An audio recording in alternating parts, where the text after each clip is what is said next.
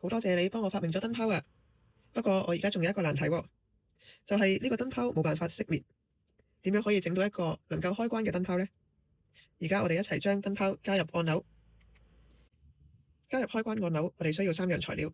第一個係我哋嘅按鈕，第二個我哋要加多一條電線，第三樣我哋要加多一個電線夾。首先，我哋要將黑色鐵夾除下，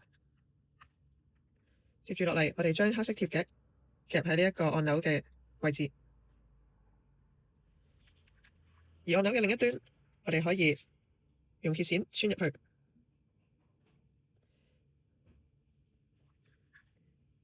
穿完之後，我哋可以將佢屈一屈，令佢鞏固。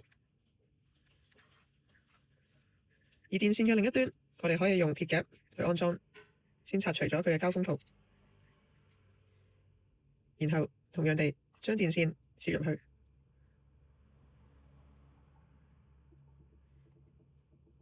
因為今次嘅電線比較短，所以我直接將佢連接入去黑色呢一個電線盒入邊。而家喺呢一個閉合電路入邊，我已經安裝咗一個按鈕，嘗試一下按佢先。咦，燈泡真係着咗喎！當我需要關掉嘅時候，燈泡的確係關咗啦。多謝你啊，你做咗一個好啱我用嘅燈